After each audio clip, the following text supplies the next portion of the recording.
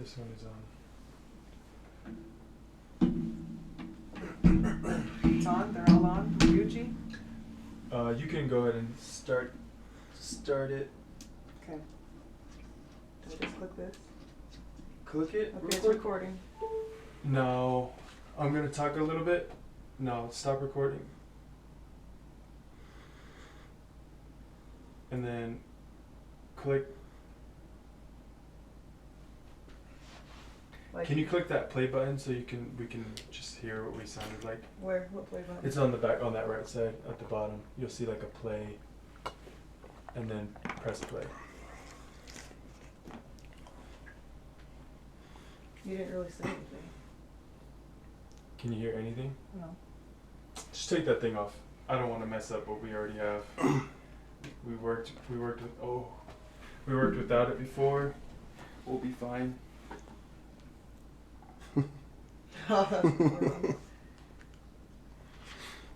Sorry, bro. I'll just be slow. No, you're good.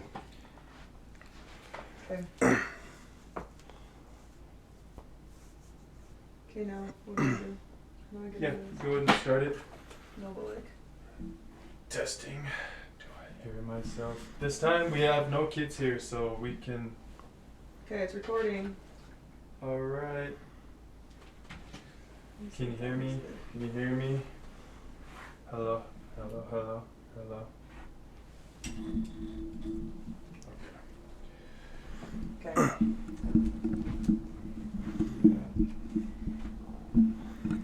And his mic is not in front of me either, right? You're able to see. Oh, wait. I think it is. Let me just pull it out a little bit more. Yeah, it was just a little bit like that. Yeah, that's better right there. Better? Cool. Does that work for you? Yep. And yours captures pretty well, so like all around. Mm-hmm. Ours, we have to be like right here. Yours was able to even catch me talking, so yeah, you can kind of hear me. You can hear me. Do you want your mic on just for a little bit to hear yourself? Make sure you. Headphones? Yeah. No. You're good. Do you want me to have headphones on? No, but talk in yours real quick. Hello, can you hear me? Hello? Is that how you're gonna stand the whole time? No. Or sit? No. Get it ready. Probably. Do you want it to come closer to you? No. If you want it. This, I feel like I would be like this. Yeah. Just make sure that's pointing towards your mouth. Yeah.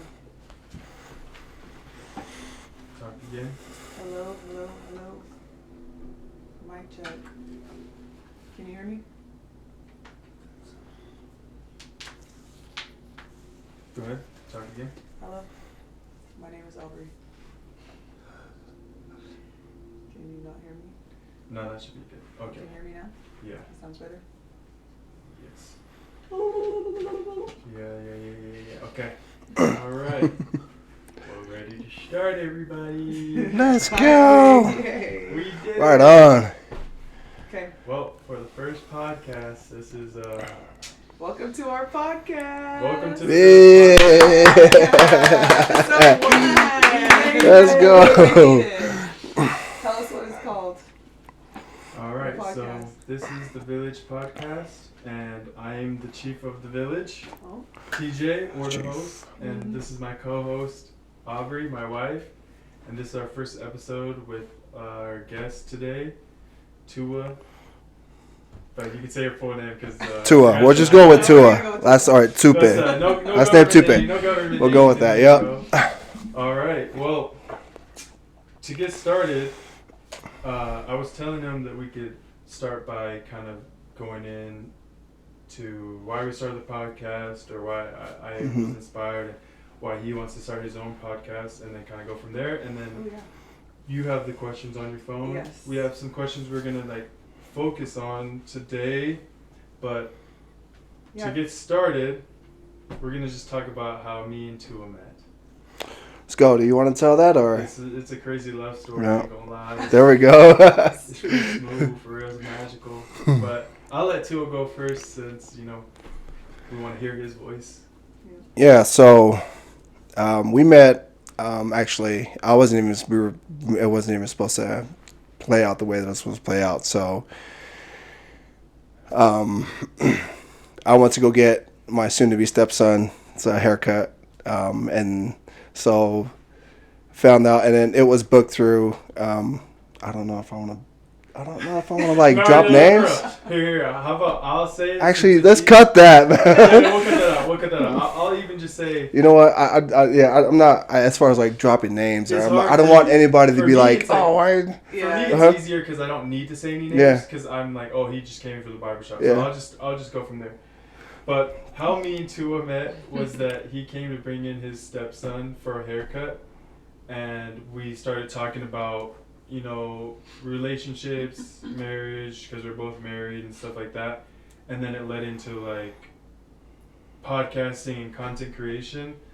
And before he came in, I went to my car like an hour and a half to go try and make a video. I was like, oh yeah, I want to start talking about my people, Polynesians, you know, how we need to be more politically in tune, or just like, especially in America, we need to know what's going on and be informed with politics, but also like culturally, I feel like we've lost a lot of like our heritage and history in a way. We're just so focused on work and trying to survive that we aren't able to tell stories and stuff like that from back in the old days. You know, I don't know anything about my mom. She was born in Samoa. For so sure. that's where I was going with like wanting to talk about the Polynesian Panther Party that was started in New Zealand. So I was gonna make a video about that and talk about how they got their ideas and piggybacked off of Black Panther Party, and how they all started with good intentions of like building resources and stuff like that. I was gonna go into a 30-second, 45-second video about that, and I don't know what it was, but I lost my confidence. And I felt very embarrassed to make the video, so I just was like, someone else is gonna do this. This is not my job to like try and care about this stuff. So I kind of got discouraged and went back inside to go, you know, get ready for my next haircuts. And I was like, you know what, maybe this is just not me. It's not for me to talk about that stuff. Let me Put your phone on Let me Do put Not my- Disturb. put my phone on Do Not Disturb. We're in the midst right now, you know, we're in the trenches, boys. One second. Let's do. What should I do? Do not disturb. Do not disturb. Okay. But yeah, I went back inside and was like, you know what? This is not for me. I'm not built to make content. I'm not going to talk about serious issues.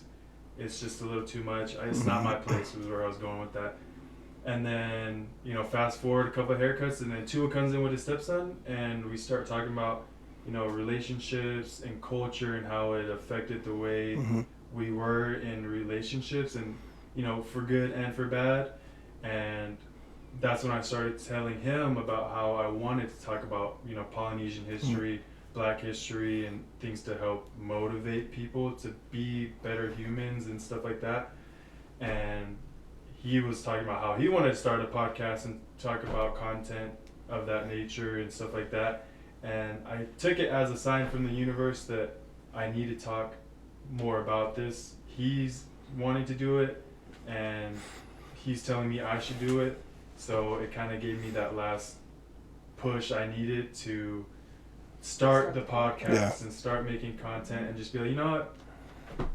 I don't know if it's true sign from the Lord or from the universe, you know, I don't know if that's the sign that the universe wanted me to get out of that, but I took it as that. And, you know, Tua even texted me after saying like, hey bro, you just got to do it. So that's why I'm here. That's why I just was like, you know what, let me just spend all of my money on a podcast. Let's go. I have no skills. I don't know how to talk, but I'm going to do it.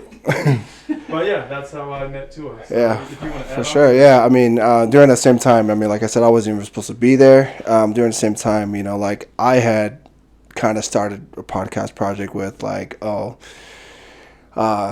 good friend of mine who has passed on. And once I went through my divorce, I kind of just fell off and just wasn't really, you know, thinking about it. But I knew that there was a lot of conversations that needed to be had, you know, like it kept coming back to me like, oh man, like, you know, had a lot of questions about different things, and as far as like cultural things, and just like, and a lot of it came from like what I'm currently experiencing. So then, yeah, I went to go take my stepson, and we just The conversation was we just vibed, like, man. yeah, it was like just, clicked. It It was was like- meant to be. yeah, I'm telling you, I it was realized- first sight, like right when I saw Pop. him. realized quick we came up, like we came up, TJ and I came up the same way, kind of had a lot of the same, the same experiences, and at the time, I mean, also like I had just gotten starting rebuilding up my podcast equipment, and there goes. Oh shoot! Let me tuck that for you. Technical difficulties, guys. Just cut it out. Yeah, we'll cut it out. But it was. Oh, what's it? No, we want it tight. Break the tape. And if we Chopping do, it up with TJ, it was a breath of fresh air because I haven't had, more transparent, vulnerable conversation with anyone in like a few years. Damn, But I didn't even know that. Let's bro. go. Hey. TJ's like Let's that. go. He really likes to be open and talk No, about and that's what I serious, love. real I mean, things. Yeah. Something that it's, more and more as you see throughout, life is, people are afraid to, speak or to have a conversation, Yeah. But that's what I liked. It was just being open and And I think that comes from barbering. For sure. I'm very grateful for barbering. It's hard for me to accept that I'm a barber because of like my upbringing was like, oh, barbering is, It's not gonna make the money. it's not gonna make the For money. sure. So like I think I struggled a lot with like accepting that I am a barber. And I'm getting there, but what I'm truly grateful for with barbering is it taps into all the things that I enjoy, which is people, connections, having deep conversations. Like I always like to get to know people. So I think barbering just opens that door for me to be able to talk to people and have intimate conversations or just meaningful, deep conversations. And I heard from like a therapist one time that a lot of times people will tell their barber, their nail tech, their hairstylist more than they'll tell therapists. And I do feel that a lot. But like people do trust me, and I want to be very cautious and careful with that trust. But yeah, that's where it all stemmed from with like the podcast. Like I realized my dream job would be to help make better humans through communication and talking, and I realized that in barbering. And so that's why the podcast was like my goal for a little bit, and just making content that I hope helps people be more critical thinkers, be more compassionate, more empathetic, and just not be easily influenced by their emotions or the emotions that people are trying to get them to feel.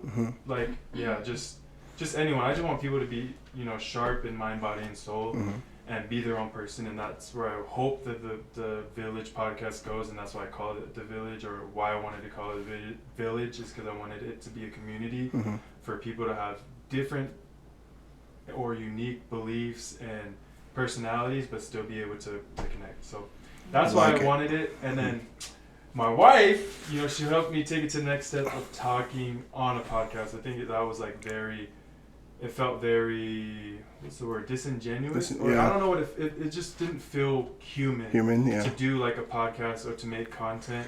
I just felt like I was always trying to like prove something or like, yeah, I don't know. Just a lot of insecurities came out when I started to try and make content. Like I said, when I was trying to do the Polynesian Panther history, thing, I felt a lot of insecurities come out of like, am I even good enough to talk about that? Am I Polynesian enough would you be the person to do that? Like, I get what you're saying. No, this nigga not even poly, and it's like, I mean, then we had to talk, and it helped me realize, like, at the end of the day, no one can take that experience from me. If you want to say that I'm not Polynesian, or you want to say I'm not black, that's cool. Do you? I think even talking about it just opens it up. I mean, for those conversations. I mean, regardless if, I didn't go to school for anything, but I think even just starting the conversation, I mean, it's going to go somewhere, you feel me? Yeah. We going to change the world. Yeah, let's go. Yeah. One village at a time. Yeah. But I want to get into these questions. I'm excited for you guys to let's answer these go. questions. Okay, I'll ask one, and then there's only really one that I wanted to ask. because I don't know. It might be more of a you answer, and then I can piggyback as a parent. Mm-hmm. And then Aubrey, you just kind of asked all the other questions because I'm about to go in. I'm trying to talk. You know, I'm a talker. I ain't a listener. I don't be listening to people. No, I'm joking. But so yeah, I got the questions here. Again, I don't really know what I'm doing right now. I hope to get there, but if you're watching, I'm gonna figure it out. And I got Tua here. He's already experienced in the podcast world a little bit, so you know, big up to the ooze. I feel so awkward saying Polynesian, Samoan, Polynesian words, bro. It's just like we talked about it. Yeah, that's what they're going to talk about later. Only awkward if you make it awkward. Yeah, so that's what I tell them. It's only awkward if you make it. But let me say this one. Yeah, what's the first question? Okay. Are we going off the top? No, I just kind of wanted to ask this one, and then we'll kind of flow from there. But all right, so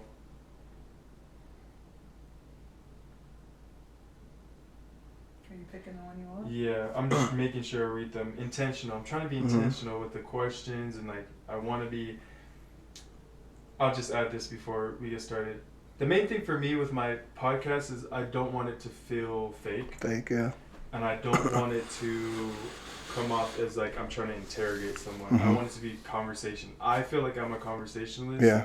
And sometimes when I build questions, I already start to disconnect from the whole talk, because then I'm like, damn, does this person think that I'm trying to get a response out of them? It's like, no, I just want to get to know you. I get what you're saying. You know, like it's more just like we're not talking about this, you know, or we're not looking for, you know, someone to be like, like this is not we're not looking for sympathy or an interrogation. This is just to connect, like, and to. That's what I wanted to be, and I get it, man. I get those questions all the time, man. That's your intention, so it's gonna be like that. Bet. Okay, well, this one I'm just interested to know because you like we talked about. You have stepkids or future stepkids, and me and my wife were both technically stepkids, and we're the oldest stepchild in our family. So, when you think about your stepkids and your kids in general, what are some of the valuable lessons that you want them to carry into adulthood, or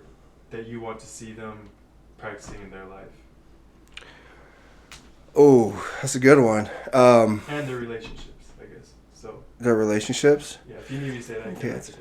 I'm going to say, I'm going to think back on just me as a kid. You know, growing up, you know, I've been taught, you know, to live a certain way. You can do this, you can do that, or you couldn't question this, you couldn't question that. I would say a valuable lesson would be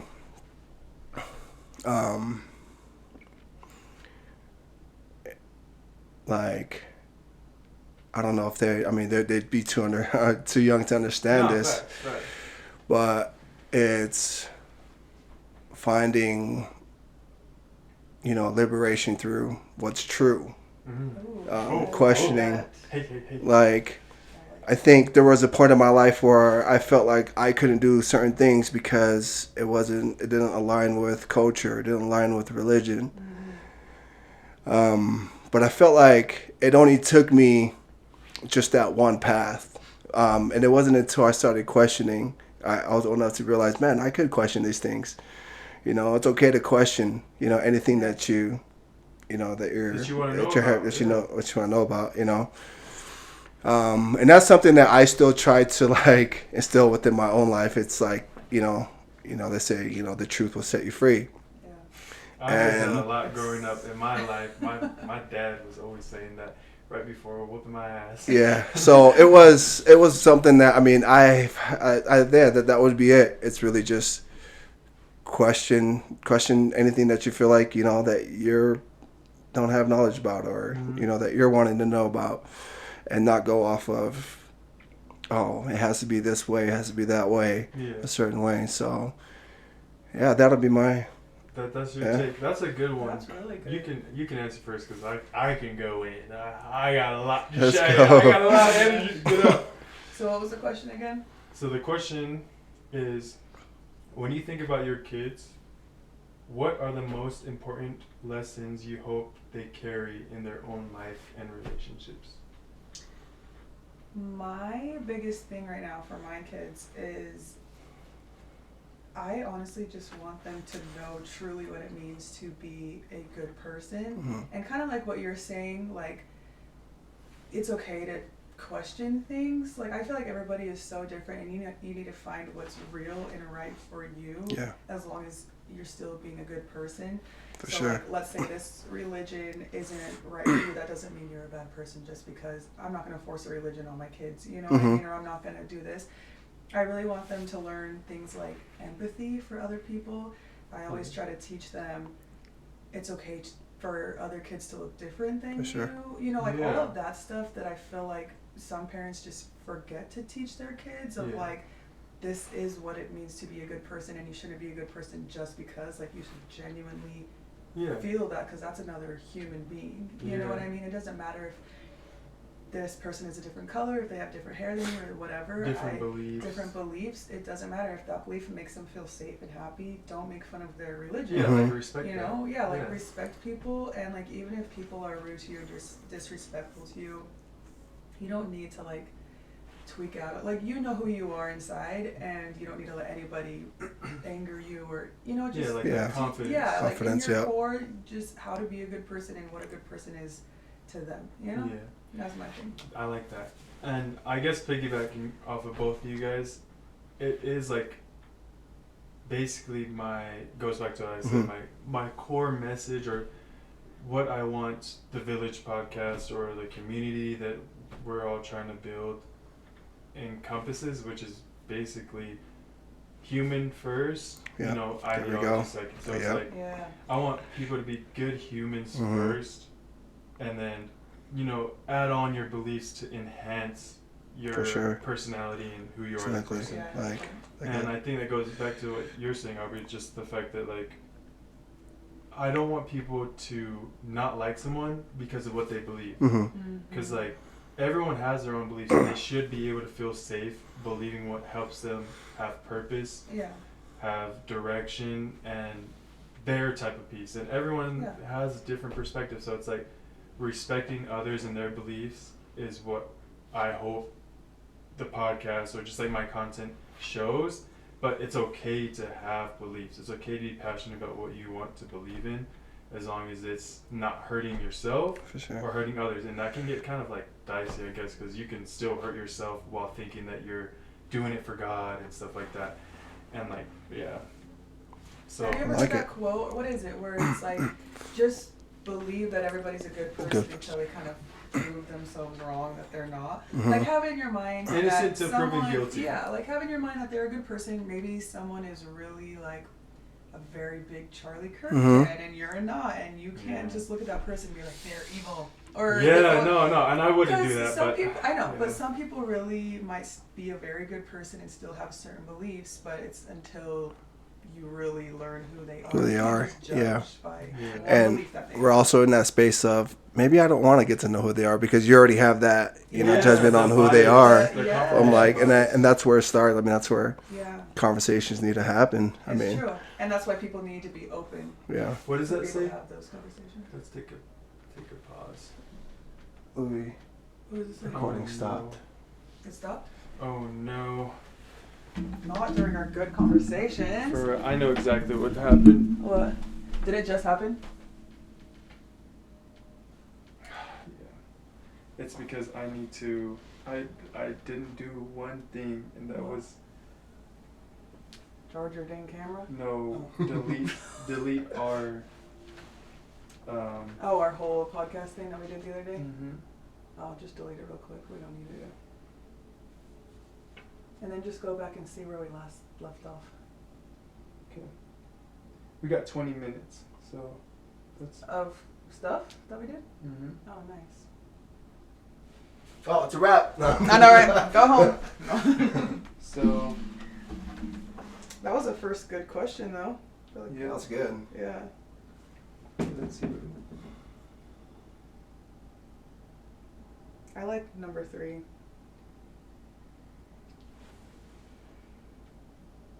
Ooh, and how can you tell the difference? Let's do number 3 next. You can just ask it. You don't need to say it.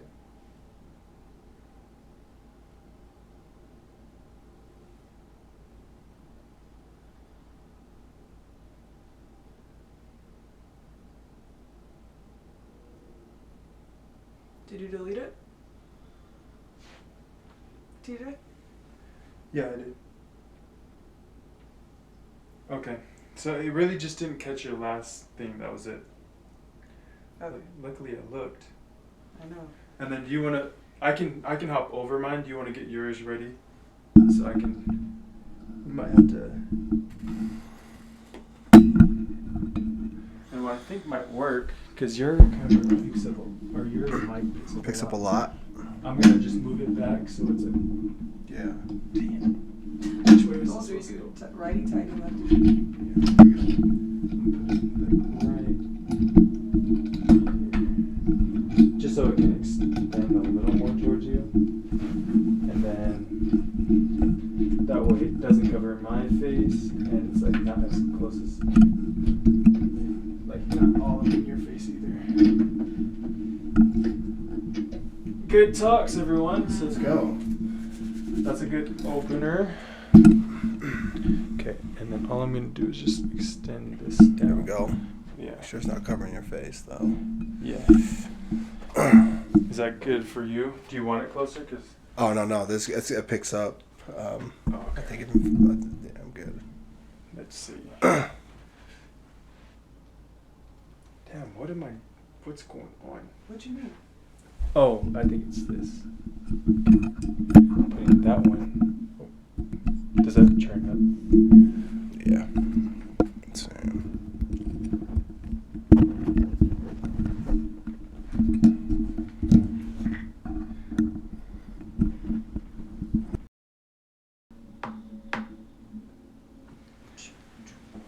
Okay. Good? We're set up? Yeah, can I hear myself? Yep. Okay. Okay, so And we're back, everybody. And we're back. Alrighty. Sorry All for right. the intermission. Working Technical out the kinks. difficulties, yeah. For real. Okay, I want to ask the next question. Are you ready for the next question? We are ready for the next question. Okay. I really like this one. Pop my butt. Pop my butt. Have you seen that video? Yeah. Do you know what pop my I butt know. meant to Harriet Tubman? Yeah. Okay, bet. I'm Okay. ready. All right. Do you think most people act from emotion or from awareness? And how do you tell the difference in yourself or in others? I think, you got to think of, for me, it's like, I look at my kids and how they react. Mm-hmm. Oh, And they react, out of emotion. straight up emotion. Yep. And I feel like, I know that, those are things, usually unless, you've done the work to realize, understand, I'm acting out of emotions, the shadow work and whatnot. Yeah. But I would say, for those that haven't done it, would act out of emotion. And, I found that a lot in myself until, when I'm acting out of emotions, it's okay, I'm quick to anger, Yeah. like logic goes out, the window, and it's just completely like, oh yeah, I want to tell you how I feel here right now, and Yeah. So as far as most people act out of emotion first. Yeah, I believe that. And it takes time for them to really process things and. Mm-hmm. Facts. I agree. I feel like the reason why people are so loyal to any person or religion or organization is out of an emotion.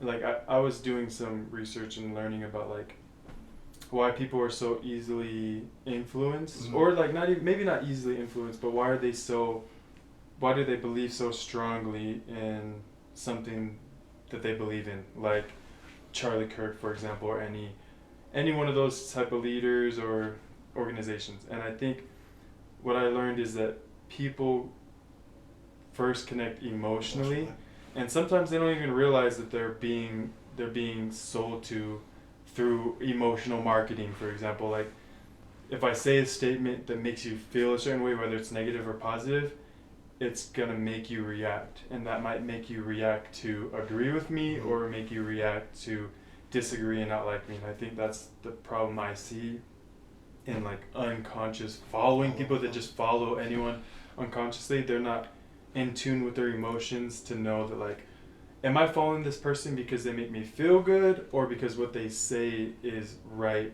just, and good? And I think that's my only issue, I feel like, with people who choose to not follow someone or follow someone's like, don't just go off of your emotions. Don't just like, oh, he made me angry, so I don't like him. It's like, oh, but why did he make you angry? Is it because he said something that made you uncomfortable, and then you went into defending yourself, so you automatically think he's bad? Or did you not like what he said because you thought about it logically, empathetically, and said, hey, maybe this is not the right move for me. I don't like what he's saying because it is divisive or it hurts people. And even though I'm on the side of, oh, that makes me feel good, but like, at what cost? I think that's what I want people to do. It's just like, be conscious of who you're following. And like, a lot of people follow through with emotions. And it's the same thing. I think a lot of it comes from parenting. The more I've seen how my kids react to things that are emotion based first, I'm able to be like, damn, I'm ready to react emotionally and like put them down, or just like not be there. And the way that I grew up in the Samoan or just like the Polynesian culture is like, we aren't emotionally intelligent, we aren't emotionally resilient. So my first thing and my instinct to react to my kids when they are emotional is to like cut them off or like shut down. I shut down emotionally because we don't want to deal with like it's like, I don't want to deal with it. I've been through some shit. You don't deserve to feel this way because like, I went through something harder and I've been able to hold myself together, so you should be able to, and that's wrong. I think it's also like, I mean, dealing with, now I got to deal with those emotions. I was just going to say, like now you're making me work to like be like, oh, okay, like as far as, you know, those emotions go. But I mean, and you think of it like, you know, it's just, oh, it's a kid. I mean, bro, when you really just step out of it and just be like, damn, like, why am I beefing with a 4-year-old right now? Because it makes you feel like it makes adults feel uncomfortable, and I think it goes. I think it's hard for us because maybe we don't know how to deal with our own emotions. So how are we supposed to deal with our kids? We're projecting big emotions when we can't even deal with ours. Yeah, exactly. And I think, or no one helped us when we were kids. How to it's deal like with our emotions. The way I thought about it recently is like, damn, we really. I grew up like emotions are an inconvenience. Is what I realized it comes from. Like when my son spills water. And my first reaction isn't, uh-oh, let's clean it up. It's like, damn, bro, why you gotta spill the water? Like, tighten up, bro. But then think about what that does to them. Now they're always on edge and they're like, I can never mess up. I definitely, and I see that, but it's just like, then I realize, like, damn, it's out of inconvenience that, like, when I'm crying or when I grew up and, like, as a child, things seem more important, or like they seem serious, right? Like my toy breaking as a child seems very serious to me, and I'm gonna cry. And then my parents would be on some, why are you crying over a toy? You know, because they're more invested in the inconvenience of my emotions than being there for me and being like, hey, that sucks.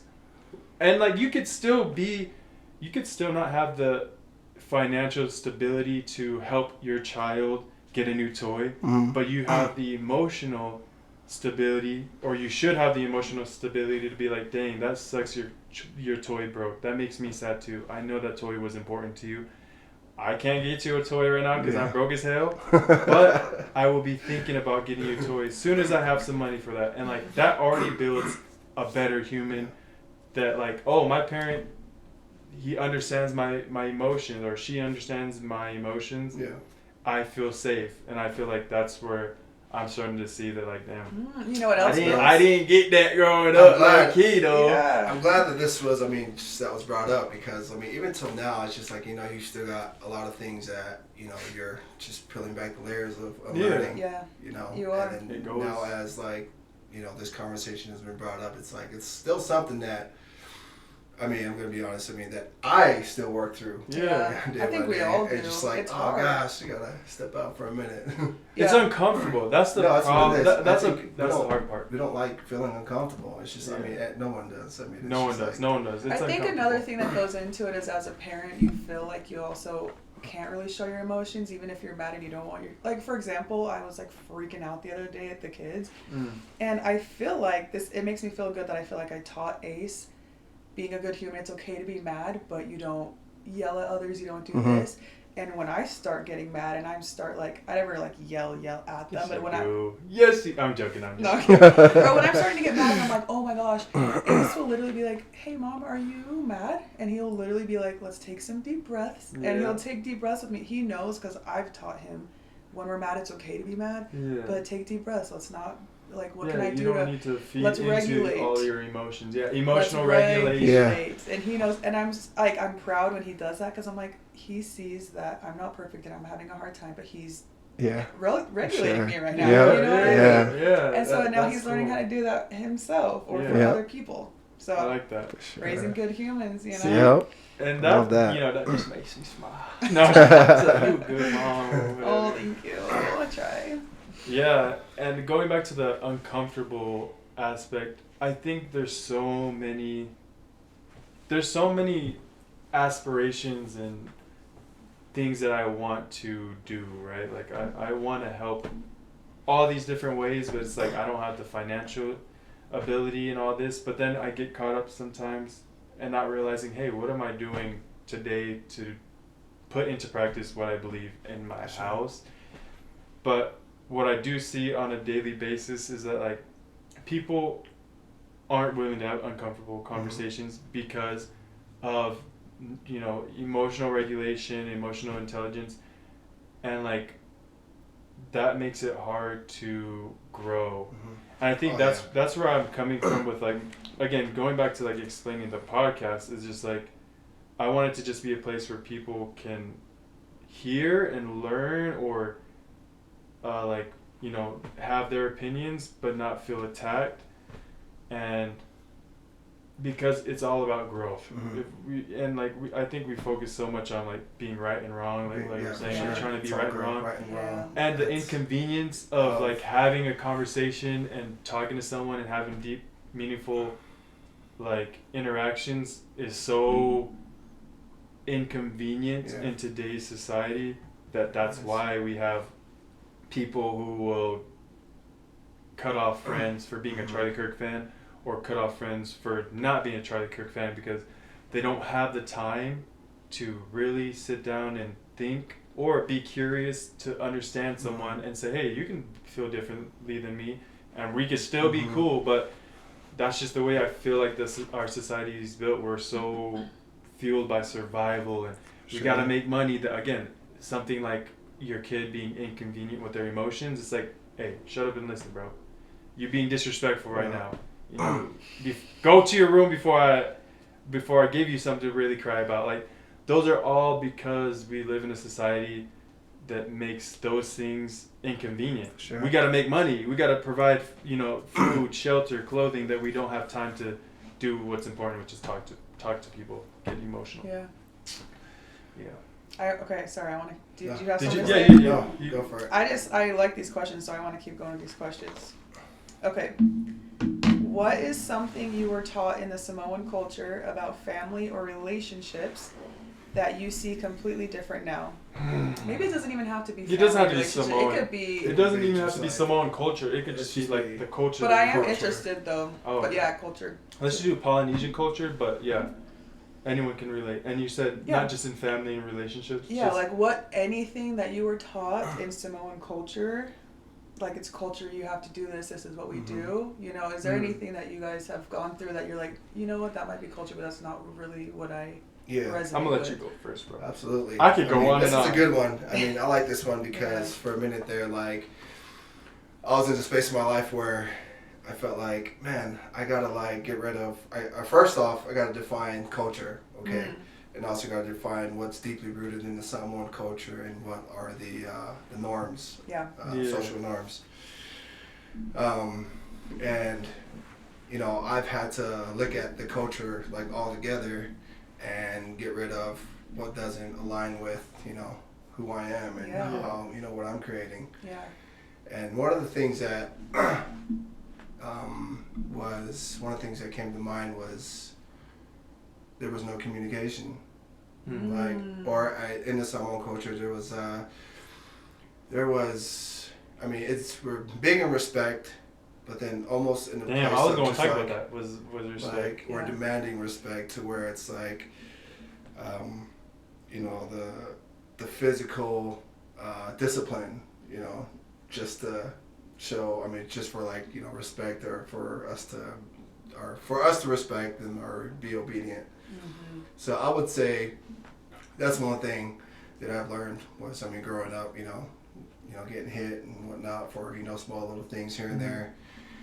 I would say that's something that, oh, yep, I checked off of, you know, as far as social norms and like, Yeah. this doesn't apply to me because I want to be able to communicate, you know, to my kids, you know. Yeah. I mean, I've been in a place where I felt like, oh, if I've gotten in trouble or like, you know, gotten beaten up for something and like it was hard, like there was no communication there. Like there was, let me tell my side of the story. You were never heard. tell See, you. but then You're as never soon as you feel like you want Yeah, to tell your it's- side of the story, it's like, oh, so now you want to be disrespectful and Yeah, talk so back. as far as Yeah, it's like respect, and That's I don't know yeah. if that comes from just like, I don't know, honestly, I wouldn't he know said, where that I don't comes even from. know where it come from, I but feel like but- that's some generational trauma. Yeah. I don't even know. Do you That's feel that- like that's culture? that's that. Shut up and listen to Massa. I think it's just, yeah, I think it's come from like the toxic masculinity, just how we should, I don't know, it's just how putting how fear how into- people should Yeah. how people should communicate with me Mhm.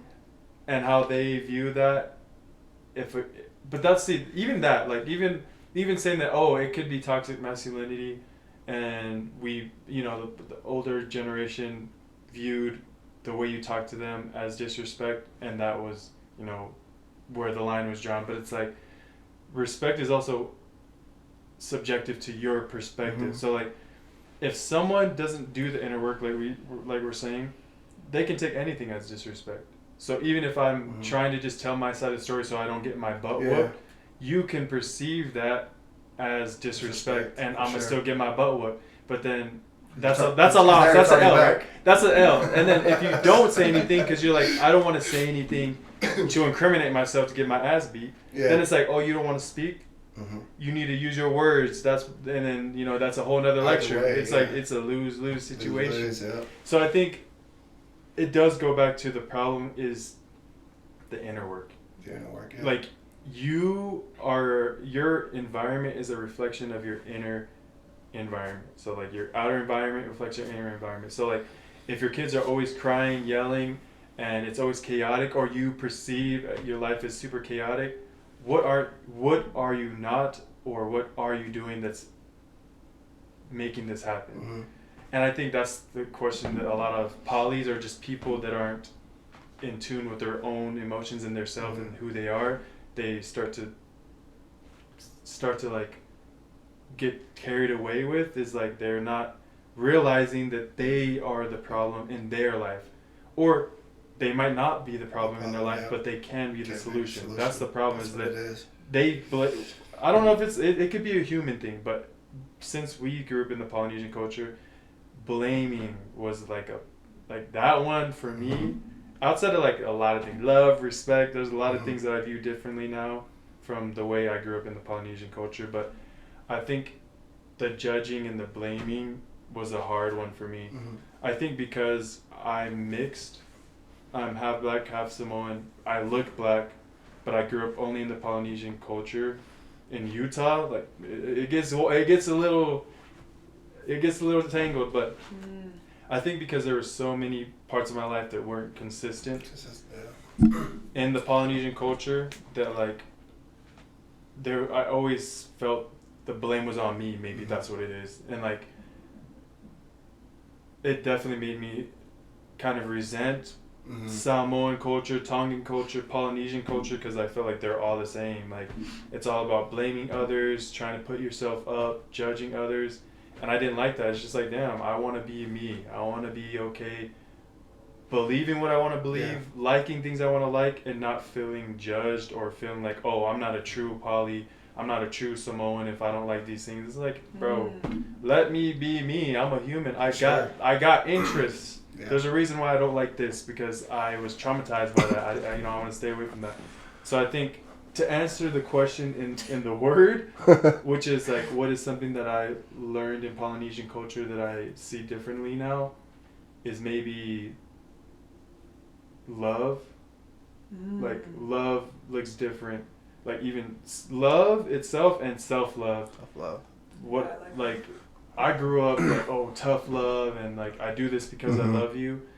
And that messed with my mind. I ain't gonna lie. I do this because I love you. That really, yeah. I'm doing this because I love you. Yeah, because I love you. It's like, damn. Yeah. So you have like a skewed version of love. Yeah, I think that's what it was for me. And so like, then getting married or being in a relationship where you have to show what love is. Like, now, you literally as an adult are just a projection of your childhood. So for me, growing up like that, with that kind of Polynesian trauma, I just became all the things that I didn't like about the Polynesian culture, while simultaneously rejecting the Polynesian culture. So I didn't think I was any of those things. Like, oh, I hate that we try to act like we love, but we don't. I hate that we act like we know what self-love is, but we don't. I hate that we be blaming. I hate that we be disrespecting, but asking for respect. But it's like, low-key, I was doing those things too. So it's like, it's a crazy, crazy. Really, Well, marrying into a Polynesian family was really interesting for me, because growing up in Alabama, I didn't even know Polynesians were a race. Like, I seriously had no idea. I saw Polynesian people. She said, I saw my first Polynesian Pacific Islander people, and I said, whoa. For the very first time, I saw them in Alabama. I was at girls' camp, and I was like, who are these girls? Like, they were beautiful. They had long hair. They were playing their ukulele, singing, and I was like, oh my gosh, I'm obsessed. I love them. And I remember, like, I was like, and then I started meeting more, and I was like, oh, their families are just so beautiful, and they're so kind and all this stuff. And I don't want to say anything offensive, but no. Again, this is a safe place. This is our podcast. You ain't finna cancel shit up in this beat. No, but when I got married in the Polynesian culture, everything changed for me. I had no idea. She said, I saw all the beauty from the outside, but once I got in, it was just so different from what I expected, because on the outside, I feel like a lot of Polynesians are very Christian or Mormon. Yeah. Did you grow up Christian or Mormon? I did. Mormon, yeah. Mormon, Christian. Okay.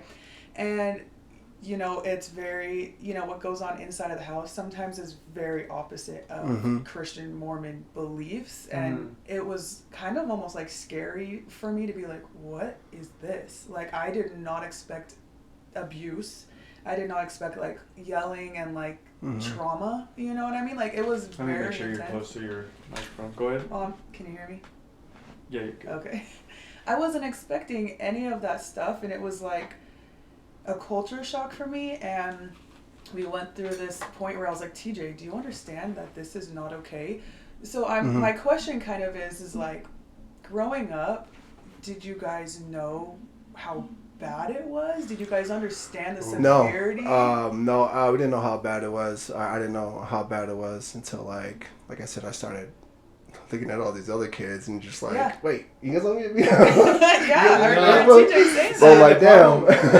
Even the crazy thing about that is like, and you could probably relate to this. Not only did you not know until like you started getting out the house, and having friends and talking about like differences in upbringing, you don't even look at it as a problem. I feel like you wear like a battle scar, like, oh, you didn't grow up like that? Yeah. Nah, you weak for that, bro. Like, nah, you didn't get beat every day, bro. You didn't get, emotionally abused, bro. You're weak. That's where it's just bro. Like, you got depression, bro? Nah, bro. We don't believe in that. Depression and anxiety is fake, bro. I feel like Polynesian people we're evolving as a people as far as like, not, going that route. I feel like it's more like they're getting older and tired.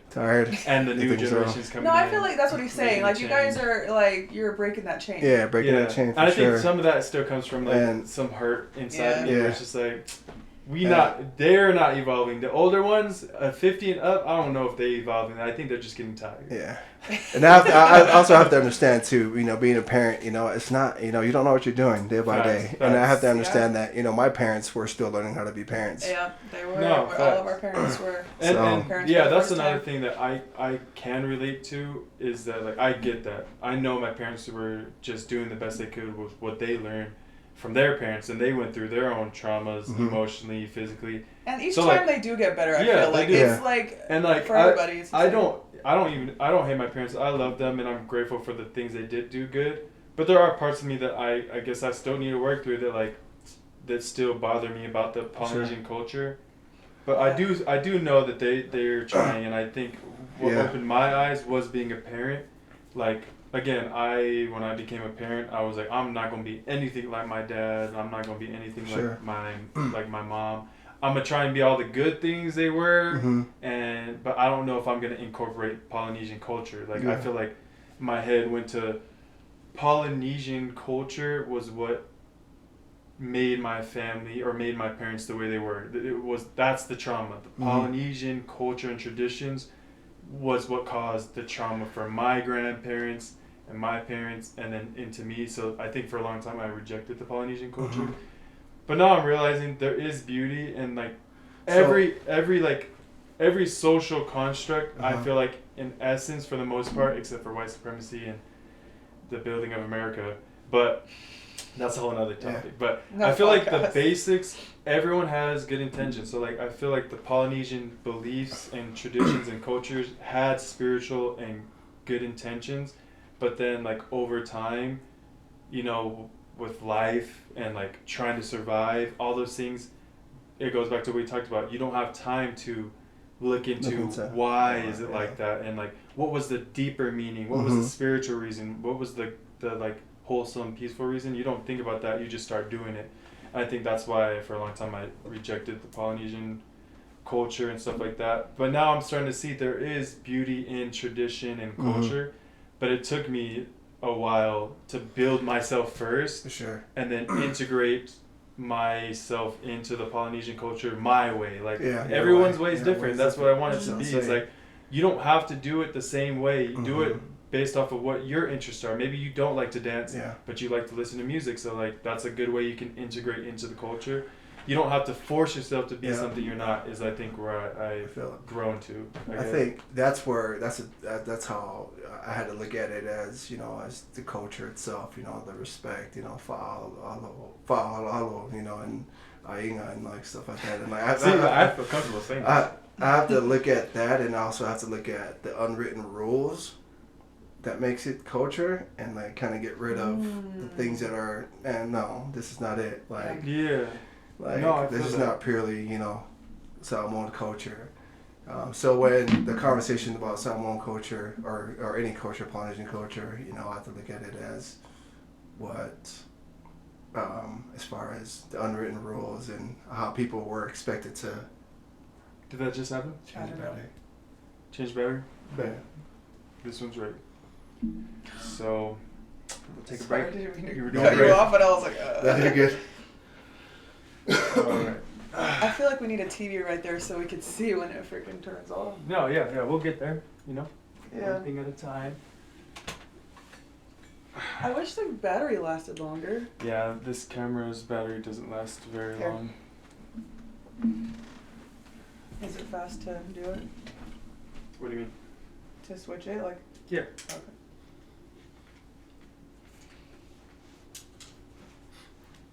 I'm enjoying this. I know, me too. Me too, I was me just too. going to say, you guys are giving some good answers. I feel like a lot of Polynesians can really resonate with this. Yeah, they just don't speak out on it. I know. Because I feel like it's scary. Like, I'm proud of TJ for doing sure, this because man. I know his parents are going to be watching Yeah, this. bro. Hey, I can feel the hurt, man. I know, The hurt seriously, down like- the shit, my dog. I think the thing for me is, like, I'm not afraid to say how I feel, and it's just like, yeah. I think And, like, because I know his parents are going to be watching this, and Uh-huh. we've had a lot of issues with his parents and culture and stuff like that, and so you're doing good, babe. Proud of you. You. Perfect. All got about another hour. And I mean, we You only need to be have- watching that because I can't see it as much. Yeah. Did it just cut out when I have no idea, Here, to we be can, like- honest. I can look real quick. Because I liked what you were saying.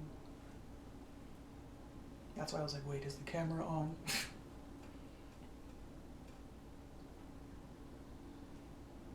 I'm glad you're a talker too. Oh, Sometimes you it's gotta get hard. me started. I can't I just know. be like. You're like, hell yeah. I feel Yeah. like I feel like if I get started, people are gonna look at me like, "What are you talking about? Like, keep I your feel problems to that. yourself." TJ, I feel like TJ was kind of like that too, but TJ's actually a yapper. Sometimes I feel like he just doesn't know how to start it, like in a Yeah, podcast that's it. setting. I mean, yeah. Yeah, it's kind of like awkward. Speak your truth, TJ. Yup. Chief. I think the other Chief. thing is I'm not afraid to receive poly hate. I went so long without it. It's Uh-huh. like, nigga, I don't need this For culture sure. in my life. So if this hurts your feelings, And it's a beautiful culture, but Yeah, you, yeah. it is hard when there is a lot of hate for no reason, I feel like. We should have had Shanice here. Could have had like a 4-person podcast. I don't have that much money. You could share a mic. She would be so good for this too. I was talking. Do you know Shanice? Yeah. Have you? So I just met her at the shop. Oh, you met her? Oh. Yeah, she came by the shop.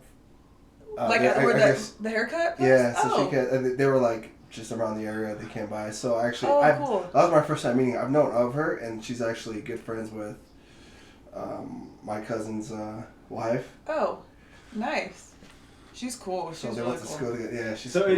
it was Aubrey caught it right at that. So you can go with where you're going. I don't even know where I left off. And I I think know. I realized why that one died so fast, and it's because the What? volume. I was gonna say though, I asked Shanice if there's a lot of Mormonism in Polynesian culture, and she was like, "Oh yeah." And I was Oh, like, "That's so." I don't know why that was so random to me. I did not know like that's like, or at least Christianity. But she was like, "There's a lot of Mormons," and she went to Samoa and said there was a lot of Mormons out there too. And I was Yeah. like, "Dang, they really got." Are you still Mormon? Missionaries went out there. I mean, yeah, as far as the records go, yeah, but I haven't been. Okay, I was gonna say I don't Yeah. want to say anything. No, go for it. I mean, Okay. hey, there's a lot we can go into as far as trauma from the church. I wanted. Well, that's what we I was can do gonna that ask. too. I was gonna ask, Let's especially go. in the We'll get Polynesian into culture. that. We should do that definitely next time because I don't know how much more battery we have. Okay. We- Well, that's why I was going into like I wanted to be like so, because it's just crazy like the things that you are taught to be, the kind of person to be, especially in the Mormon whatever, and then going home to your life. It's Yeah. like that's not what we're taught. Why are you beating me? Is it on? Is it recording? Yep. I don't think it is. Oh, can you just go? It's just You crazy? the camera. Oh, it's just. Is the red light on? Yes, it Okay. is. It's saying record. We're back for another intermission. Let's get it. Okay. Well, it cut off so we don't know where we were. But should I ask another question? Sure. Okay. Let's see. There was another one that I liked. Here, make sure you put that on. Oh yeah. Okay. Make sure you get comfortable so that you don't. Go ahead, Yeah. talk. No, I'm good. I'll move it if I need to. Okay. Okay. Let's see. Do you think Polynesians have cultural expectations, and what are some, and how have they impacted your life? That's a deep one. I think we can all talk about that. We can just say like cultural Say, expectations could be as like far as, spiritual cultural, like the Oh. cultural expectations of the church. We could talk about Yeah. the cultural I feel like- expectations of Polynesians. Yeah. It's not, I think, I mean, I would say that many cultures have cultural expectations. Yeah, they do. As far as Polynesian, yeah, for sure. I would say I can start by just saying the perfectionism culture. I think like the performing, like making sure that there's like it goes both ways. Like it's good to be like respectful when you go to a family member's house, and it's good to like be respectful at church. Like all those principles of being like what's the word for it? Being presentable, Mm-hmm. being respectful, being humble, those things are good. And I think that expectation to do that, despite how you feel, can really just turn you into a robot. At least that's what it did to me. Where it's like I was expected to, not cause any issues, not be an inconvenience when we go to Uncle Auntie's house. Don't ask for anything. Just, go there, look happy, and Mm-hmm. and I think the only thing that messed up for me up until like now, I've done a lot of like healing or whatever you want to call it, but I think what it did was that I definitely was not being myself around people. I was definitely putting on a show, trying to please people, be fun, be that comedic relief, just make sure everyone's comfortable, and that was just exhausting. And I think for a while I just went into like, I don't want to call it depression, but I think I definitely didn't want to hang out with people. I got tired of people because I was tired of performing for so long and putting on a front that like I definitely distanced myself or just like didn't want to speak to anyone. And now I'm starting to get back into that healed space where it's like, I enjoy being around people. I enjoy talking to people, but I'm not going to change who I am to make you feel comfortable, which is what I feel like I did through the culture of like performing culture. Be humble and quiet and not an inconvenience. So for me, that's one thing that like, that's one cultural expectation that my family or just like how I grew up. Do you feel like that was a Polynesian thing or more? I think just it's family or yeah. It definitely could just be my family. I'm not going to take that away from them. But we go into like as I was saying previously, like the best way I like to look at it is, okay, like what are we? Expectations on how do we behave that presents the culture. That goes back to like actually what's deeply rooted in culture and what's the social norms and how people interact, thinking, oh, that's how you're supposed to behave because it represents the culture because you're Samoan, you are. Oh, yeah. right. So I like to look at it as that like, we have a beautiful culture, and Yeah, we do. I I want everyone culture. to know that I It's just do like- believe the Polynesian culture is very beautiful and has a lot of great tradition. But I do think we need to do some re-imaging. No, yeah, for sure. Some Agreed. some repurposing. Agreed. So that's where I just take, okay, what's going to align with my life, what I want to do, and I take that, I'll take that away from my beliefs, as far as what the culture should be, or. And I think that's where I go to is like that is the right approach is to not try and offend. I'm not trying to offend. We're not trying to offend anyone. We're just trying to help people be aware and build a better version of the culture. Take all the good, beautiful things and get rid of all the unconscious or negative aspects away. Like I want to do that in general. Like if whether or not I'm qualified, I don't care. I'm doing that in my life. You are qualified. But Qualified. yeah. But I guess what I'm trying to say is like I want to do that in my own life where it's like I want to apply the beautiful parts of the Polynesian culture, and I want to talk about and bring awareness to the things that aren't so good and need to be changed so that everyone can enjoy the Polynesian culture, not just me and my family where I'm just trying to do that for them. It's like I don't know how to explain it. Like it's different, and like everyone has their own perspective and belief. But it's like if everyone is willing to be open and understanding and non-judgmental, that's where I'm at. Like, I guess at the end of the day, I don't care what people think, but it's also just like, damn, why you gotta judge everybody? Now you annoying me. Now you're annoying me because you're judging someone else for the way that they're doing it. And I guess in a way, I guess I'm doing that too. But it's more of the fact that I just don't want you judging other people. You should be able to talk about your experience and no one can take that away from you. But don't judge or make someone else feel bad for not wanting to do certain things in the culture. You know what I mean?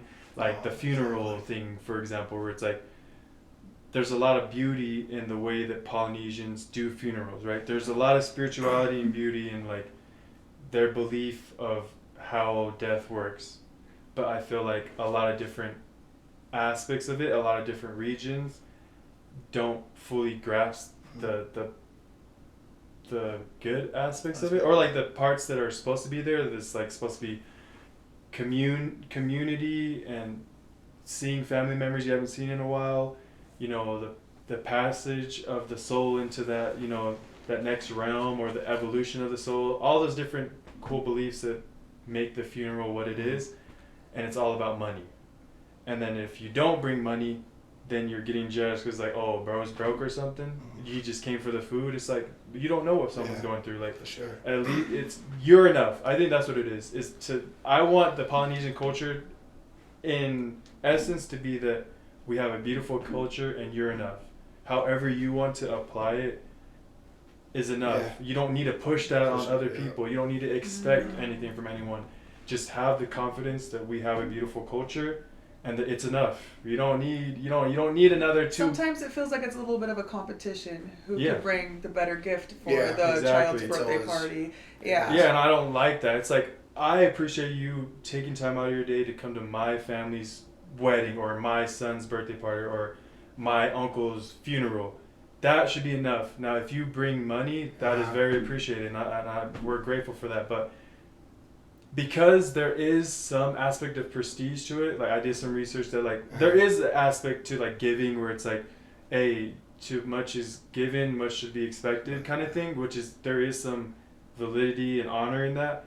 But then that's one part, and then trying to judge someone based off of that is the part where I'm like, we can cut that off. Where it's like, we're grateful for you bringing $5,000, and that's amazing, and you know, thank you for honoring whatever. $5,000 is crazy. Yeah, by the way. And people take out loans. People will take out loans. Debt. Seriously, it's like. Nah, yeah, I hear you. And the thing is, I'm gonna tell you right now, I'm not scared to point that out because I want a better Polynesian culture for everyone. And also, it's just like, why would we want to put people in a worse place to do something that they're not able to do?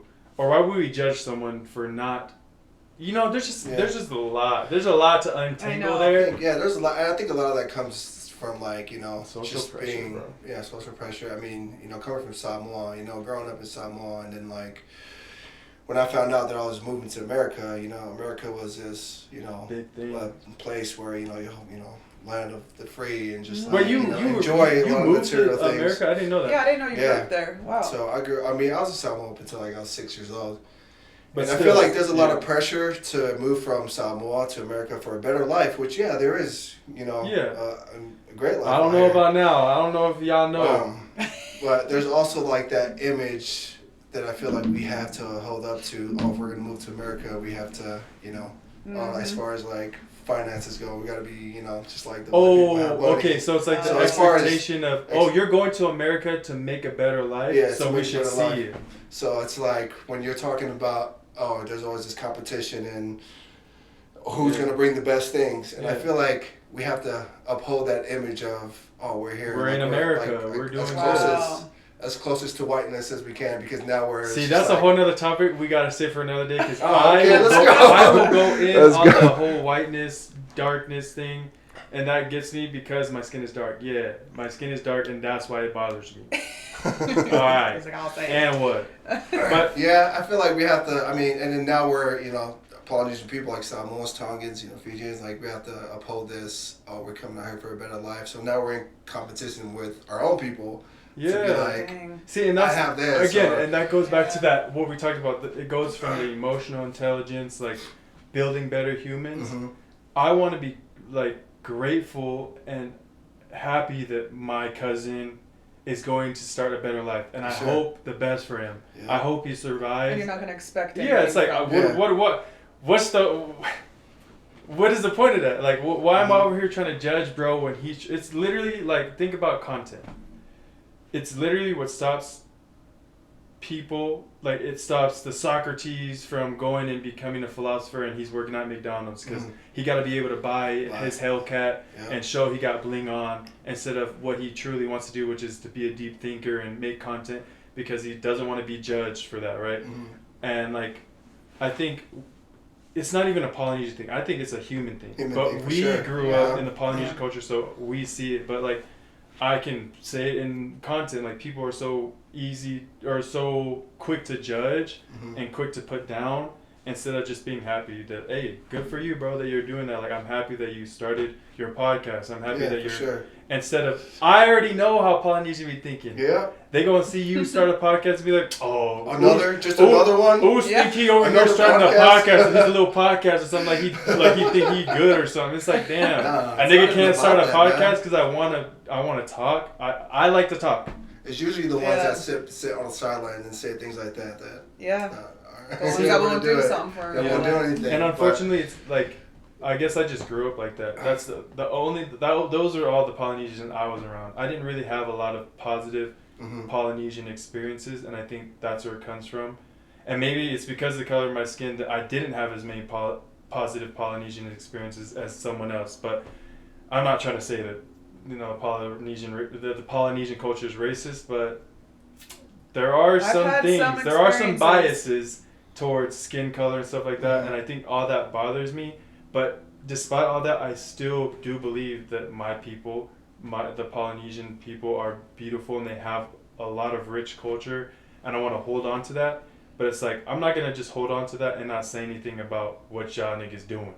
Let's be better together. I'm not trying to just be better by myself, or I'm not trying to just change on my own. I don't know if that makes sense, but like, that makes sense. You know, like, I wouldn't. I mean, as far as like, I wouldn't know exactly, you know, your experiences are.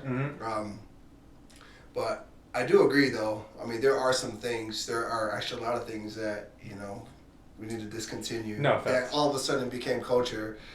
Right. But as far as like Polynesian culture being racist, I feel like I mean.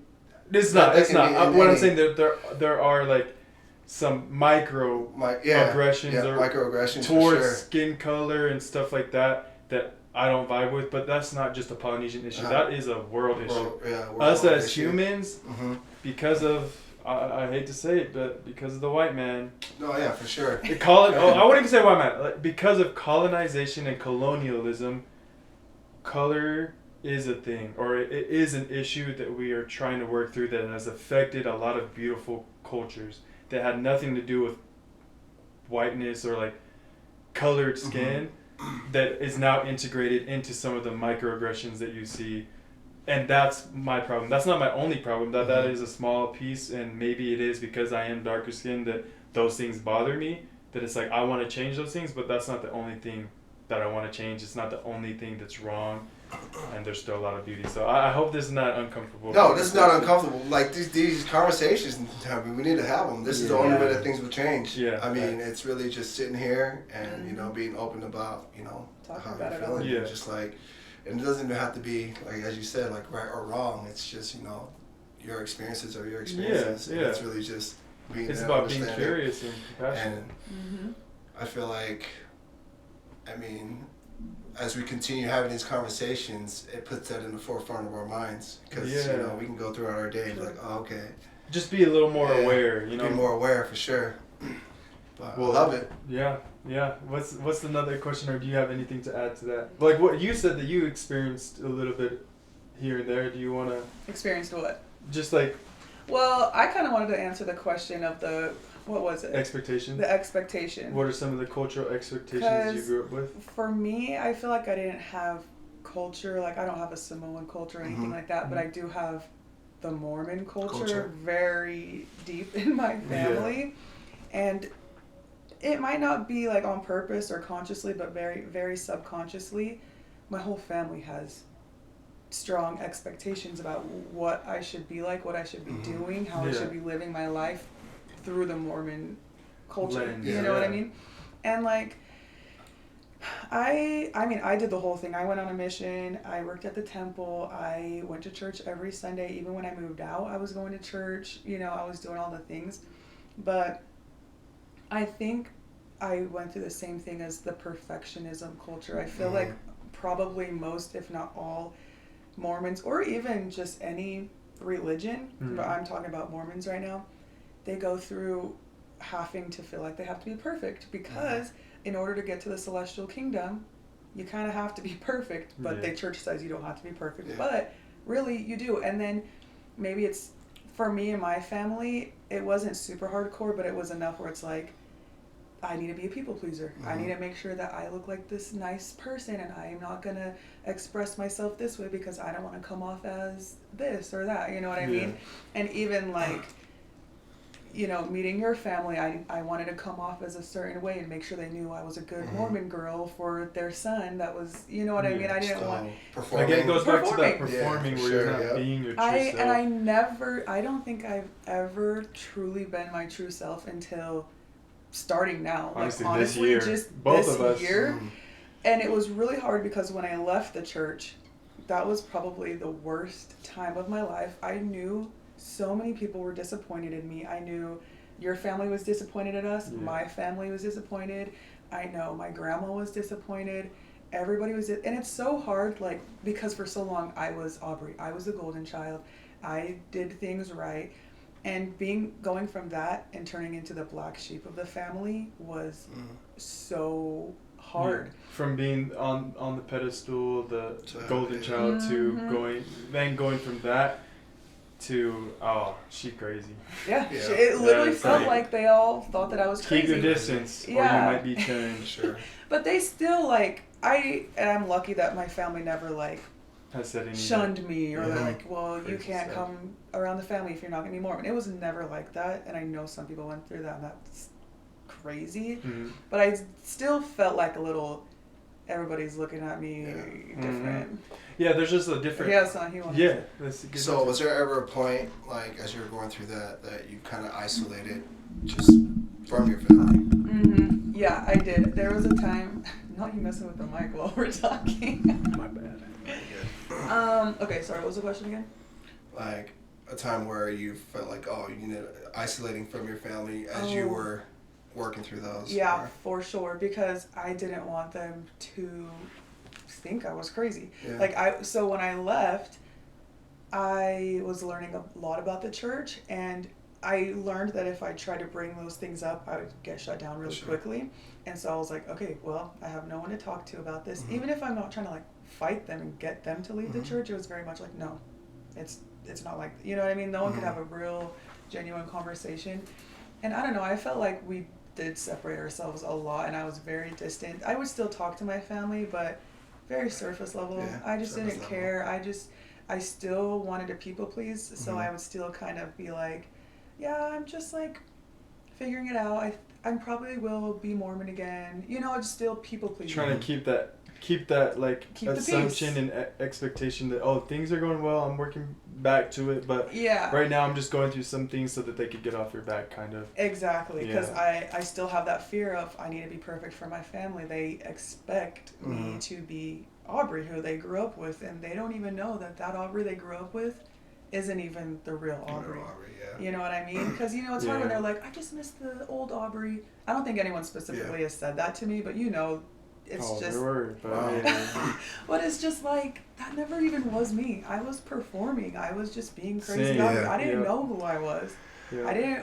I have all these things that I want to be, but you guys, I'm Or different trying than to you guys. keep me in a box through your idea of what I am or who TJ is. Yeah. That, like, I feel like I gotta stay. I either have to stay here, or you guys are gonna just look at me different if I try to be who So, I really am.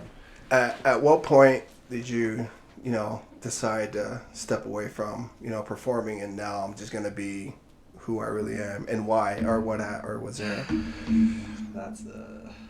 I feel like, well, like I said, so this kind of, I feel like it started like, what do you say, like a year ago? Honestly, it feels like even just a couple of weeks ago, I've really been like, you know what?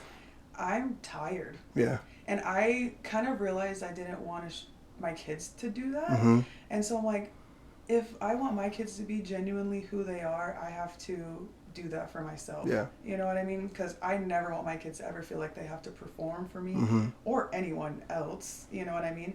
So I think it's really just I need to show my kids who I am truly so that they can know that it's okay to be themselves. Themselves, or however you say that, you know? No, I get you. Wow. It is scary though. I still No, for have sure. moments where I'm like, For sure. oh, TJ's family's coming for Halloween. I Yeah. need to make sure that I'm acting, and I'm like, nope. Just You gonna know, be I- ourselves. Just I'm be gonna yourself. See, that's Sure, another that's yeah. another small little thing I'll just add is like when you have family over at your Mhm. house, especially Polynesian family, where there is an expectation to Mhm. host, and some of that is good. Like you love your family, you need to host them, Mhm. and like you want them to feel comfortable in your house.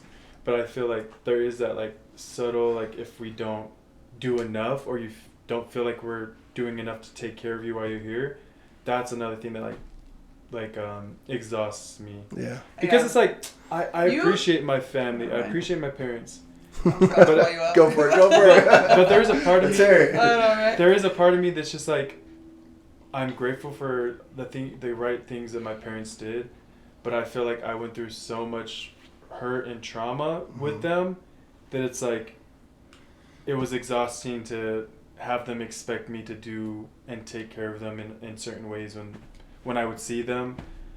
And that was, again, part of that performing. I was performing for so long that now it's like, I don't want to do that. I want to be me. Sometimes I don't want to talk, and things can be okay, you know? And that's how I feel. Sometimes I don't want to talk, and I was very much like, Aubrey is the funny one, the performer. Mhm. She makes everybody laugh. I know you were like Yeah, that too. I was too. And I'm like, What were you like as a yeah, kid? what were Like, you like?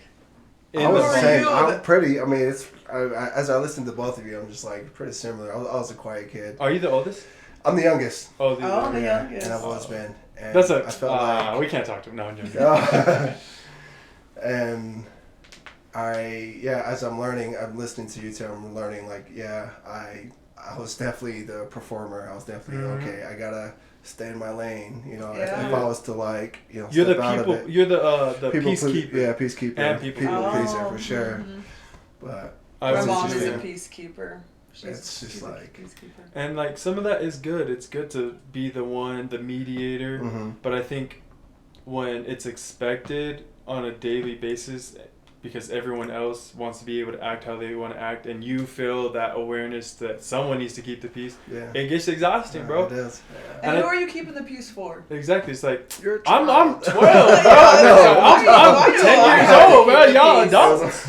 Walking on eggshells. Like, why oh, can't shit. I have peace in my life? Why do I gotta keep the peace for you all For the real. time? And again, that goes Sure. back. Yeah. I love that. That goes back to the Yeah. that goes back to the unpredictability I experienced in my upbringing. Was like, again, I feel like growing up I attached a lot of negative behaviors to the Polynesian culture more than to my parents as humans. Some of that could have been Yeah. is them, right? Yeah. Like they needed to do some more self work, some more therapy, some more Mm-hmm. inner work to like provide me a healthy and happy upbringing. But like I think maybe part of me being LDS too was like, it can't be my parents. It has to be the Polynesian culture. We have the church in our lives, or we have the restored gospel, the perfect truth. The one and It's only not true my church. parents. It's the trauma from the Polynesian culture that made them this way, and I think that's why And I from their attack- parents. I think that's think why I it was. attacked the Polynesian culture heavily Yeah. growing up, Mm. and even now, like Yeah. I'm getting away from that and starting to see that at the end of the day, there's nothing wrong with the Polynesian culture. Just like a gun. A gun isn't deadly. A human using a gun is. Like a Yeah. car doesn't kill people. A human driving a car does. The Polynesian culture, or the different parts of Polynesian culture, whether it's Tongan, Samoan, or whatever, those parts are supposed to be beautiful and sacred, but humans make that shit doo-doo. Yeah. Well, they're the ones that are beating me, not the Polynesian culture. But again, the Polynesian culture, I feel like, brings in some pressure when you don't have the right upbringing and systems that help you be a good person. I feel like if you're a good human with emotional resiliency, mental resiliency, and just like overall good person, like you're not perfect, but you're a good human being with awareness, compassion, empathy. Yeah. Sure. If you Amen. enter yourself into a Amen. Polynesian culture, you should be able to live the right Polynesian the good things about the Polynesian culture, because you're going to be able to filter through you the Polynesian culture and be like, hey, you are enough, bro. Mm-hmm. Just come to the wedding, bro. You ain't got to bring a gift. We love you regardless. Yeah. Like, that's a good human For sure. living the Polynesian culture, because the Polynesian culture technically isn't supposed to be evil.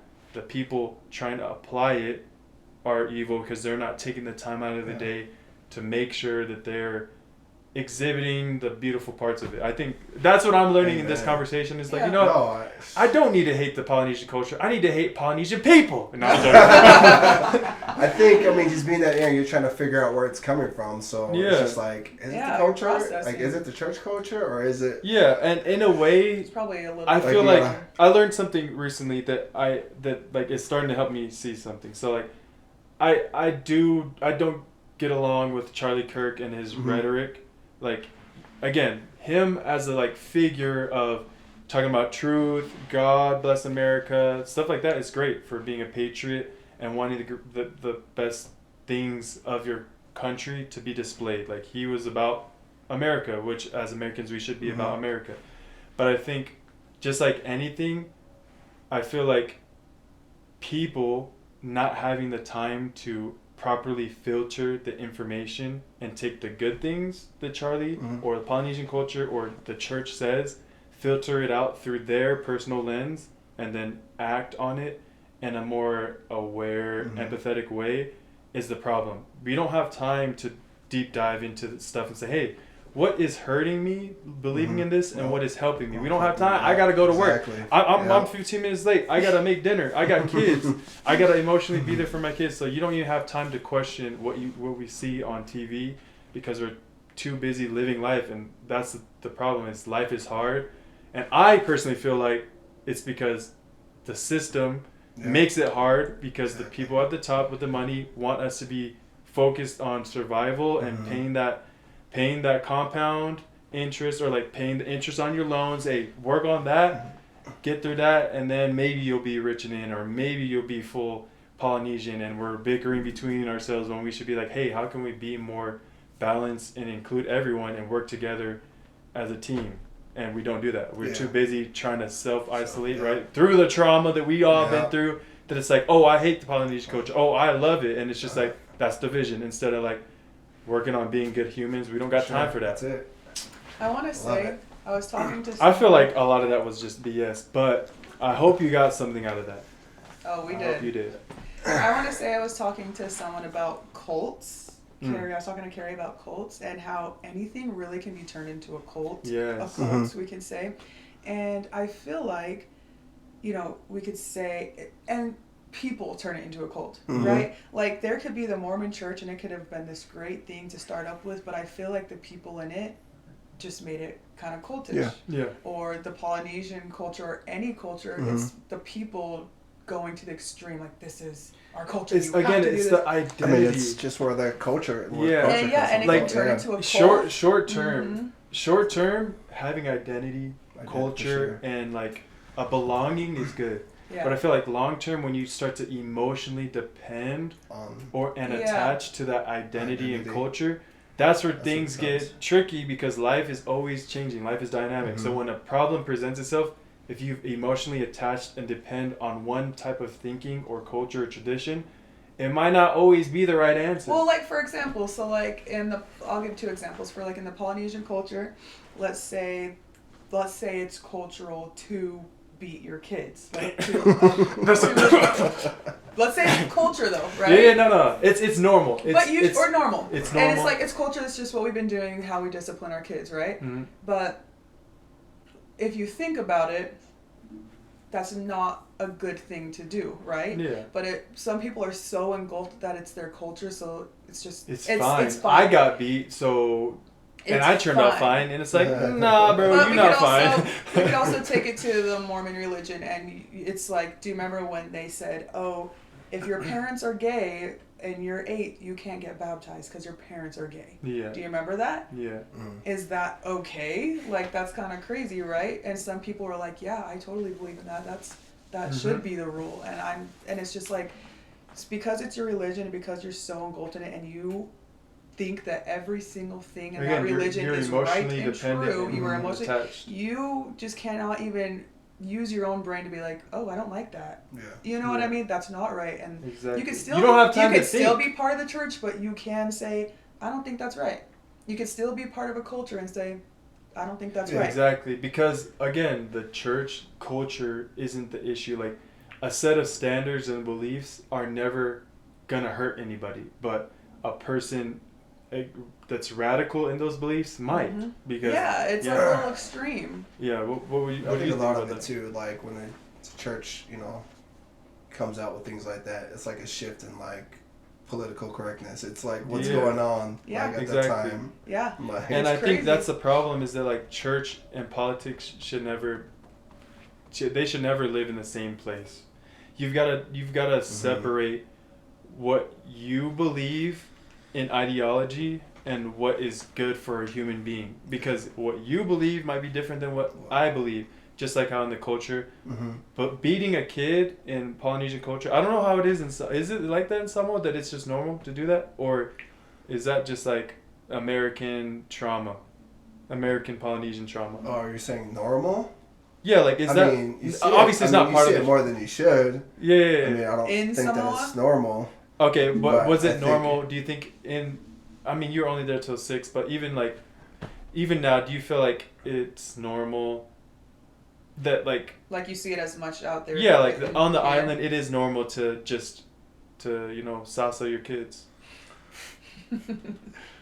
Yeah, I mean when I was growing up, I'm not sure what it is What now. is it now? Yeah, I'm sure like it's we've evolved as a people. I hope so. Yeah, But yeah, it has I been feel a thing, and that's just kind of been like like I said, going back to the respect thing. If you're not doing this, like that's how I'm gonna get you to respect me type thing. Right. Or Yeah. be obedient. Yeah.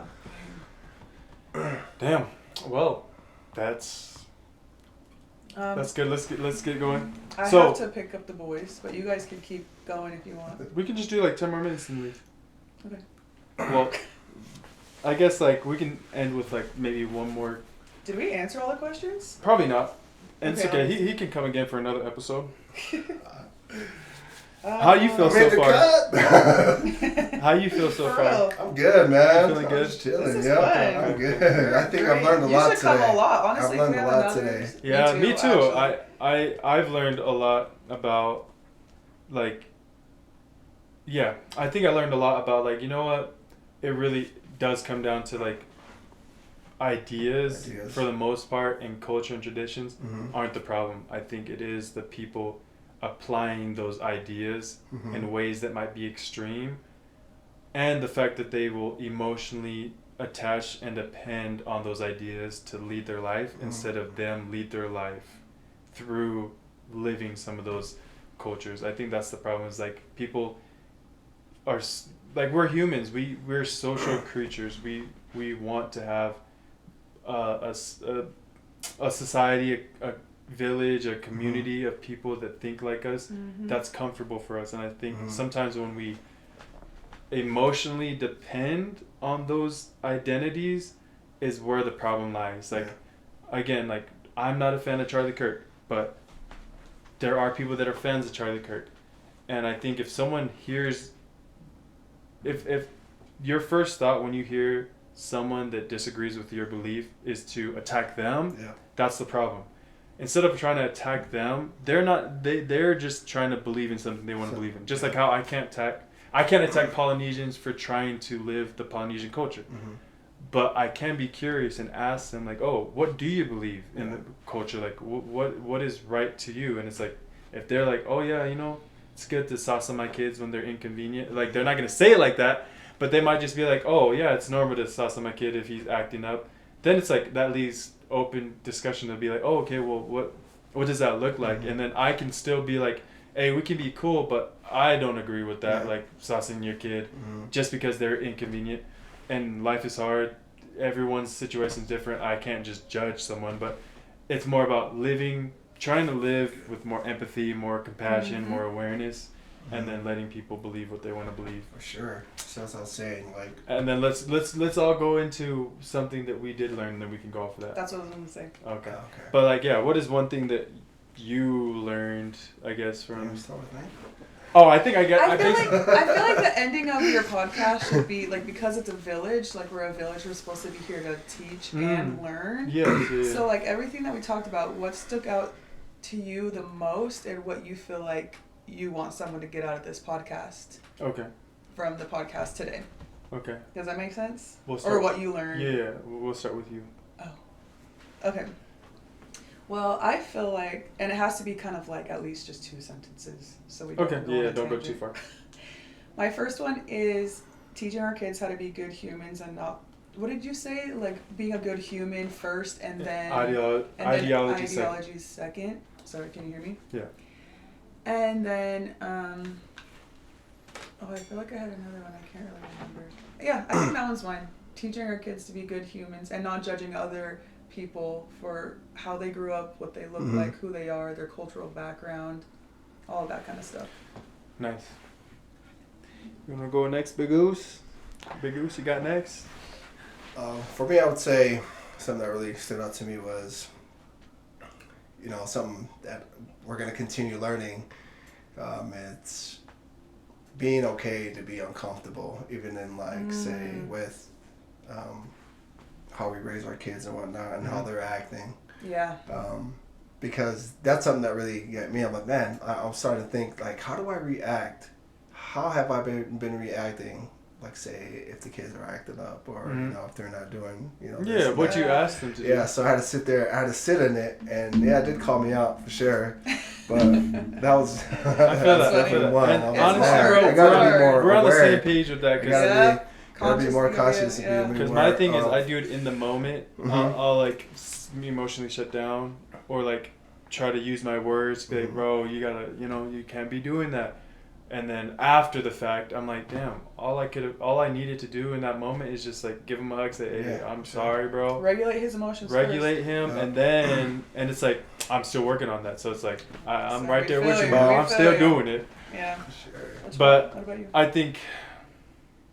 I think mine is, especially because this is the first podcast episode, mine is the identity of the village, which is going to be human first and being a good human first, ideology, beliefs, and traditions second. Yeah. I So really like that. I feel like if I use that as my compass going forward for every conversation where it's not about being right and wrong, it's just about connecting with someone, being curious, being aware and empathetic, and hearing them as a human and why they think the way they do. I'm able to I'm able to be there for them or just hear them and not be offended by it, and then walk away learning something and not be oh, I can't learn anything from him because just be open-minded. You can learn sure. something from literally everyone. Yeah. Doesn't matter where they came from or what they believe. Exactly. You can even be oh, I don't want to be like that. I learned that. Yeah, I learned that I kidding. don't want to do that in my life, Yeah. and that's okay. And that's what we're about here at the Village Podcast. Village. We're about expanding our awareness, growing emotionally intelligent and being good humans. Yep. So hopefully Everything someone after learns that. something from this. Yep. So thank you guys for tuning in, even though this isn't live, but we're doing our best. First episode, Let's go. Yeah. the foundation of the Village. And more to come. Pilot episode. Yeah. And Choo! so trendy. Wow, good job, guys. Nice. This was fun. Oh my god. What? Don't tell me. It wasn't recording. It was not recording at all. That's the recording button. I got too excited. But we got his mic. It still picked up our voices. Fuck! I had a feeling something like this was gonna happen. Hey, But it still picked up on the camera. it did. So It did. it doesn't matter. And- Also, these ones. no, yours was recording. Oh, then I'm sure it picked up all of ours. Yeah. All of our voices. Damn. Hey, It's okay. put that on the camera. That's yeah. No worries. Okay.